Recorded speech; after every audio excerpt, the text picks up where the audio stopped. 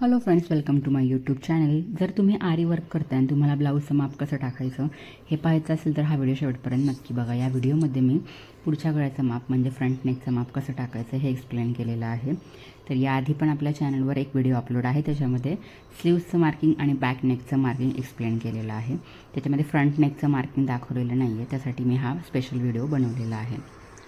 तर आता फ्रंट नेकचं मार्किंगसाठी मी स्लीव्सचं मार्किंग आणि बॅक नेकचं मार्किंग अशा पद्धतीने करून घेतलेलं आहे. ते कसं करायचं ते त्या व्हिडिओमध्ये एक्सप्लेन केलेलं आहे. तर आता आपण फ्रंट नेकचं करूया. तर ब्लाऊज आपण व्यवस्थित ठेवून घ्यायचा आहे. त्यानंतर जो डाव्या हाताला नेक दिसतो आहे, डावी साईड दिसते, तर ती आपल्याला मार्क करून घ्यायची. उजवी साईड मार्क करून घ्यायची नाही आहे, फक्त डाव्या साईडचं माप आपल्याला टाकून घ्यायचं आहे. तर आता आपण पाहूयात ते कुठे टाकायचं आहे. तर जो आपला मागचा गळा आहे, जो मागच्या गळ्याचं मार्किंग आपण केलेलं आहे, तर त्याच्या उजव्या साईडला इकडे आपल्याला त्या गळ्याचं मार्किंग करून घ्यायचं आहे. ब्लाऊज पीस मी पूर्ण ओपन करून घेतलेला आहे.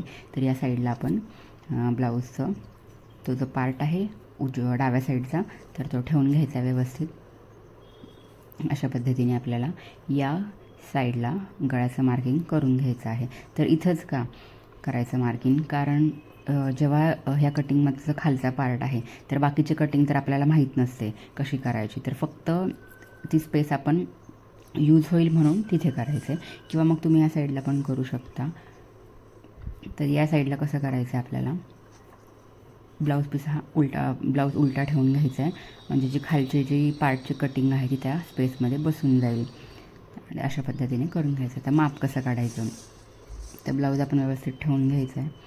त्यानंतर आपल्या टेपच्या सहाय्यानं आपण किती हाईट येते ती बघून घ्यायची आहे. तर या गळ्याचा जी विड्थ आहे ते अंदाजे इथपर्यंत येते. तर मी तिथे एक मार्किंग करून घेतलं आहे आणि हाईट आणि विड्थ ही काढून आपल्याला तिथे मार्क करायची आहे. अतिशय सोप्या पद्धतीने हे मार्किंग होऊन जाते. तर उभी आपली 6 होती आणि आडवी 3 अशी आपली अंदाजे मार्किंग आले. ते आपण व्यवस्थित चेक करून घेऊयात. तर एकदम परफेक्ट मार्किंग आलेली आहे. परत एकदा चेक करूयात आपण. उभी आहे 6 इंच आणि आडवी आहे 3 इंच.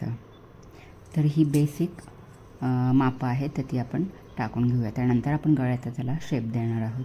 तर इथे मी एक लाईन करून घेतलेली आहे आणि आपण जी काढलेली मापं आहेत तर ती आपण याच्यावर टाकून घेऊयात. तर आडवी आपली होती 3 आणि उभी होती 6, तर 3ला एक मार्किंग करून घेऊयात.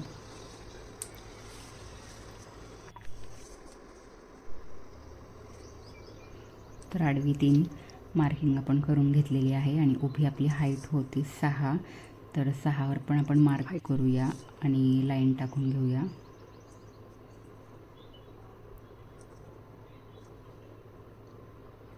तर हे झालं आपलं बेसिक मेजरमेंट, बेसिक माप आणि आडवं 3.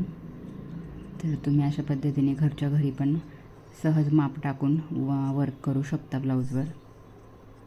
6 आणि 3 आपलं मेजरमेंट परफेक्ट झालेलं आहे. हे बेसिक झालं, तर याच्यामध्ये तुम्ही नंतर शेप ॲड करू शकता. सर्कल किंवा राऊंड शेपच असतो जनरली याच्यामध्ये, तर आपण तो असा शेप देऊन घेऊया. त्याच्यावर तुम्ही आता वर्क करून तो शिवायला टाकू शकता इझिली. तर आपण एकदा माझ्या ब्लाऊजवर चेक करून बघूयात हे बरोबर आलेलं आहे की नाही माप. तर आपलं माप एकदम बरोबर आलेलं आहे. फक्त माझा हा पान शेप आहे. तुम्ही नंतर दुसरा शेप देऊ शकता तुम्हाला जो हवा तो. तर व्हिडिओ तुम्हाला कसा वाटला ते मला कमेंट्समध्ये नक्की सांगा. थँक्यू.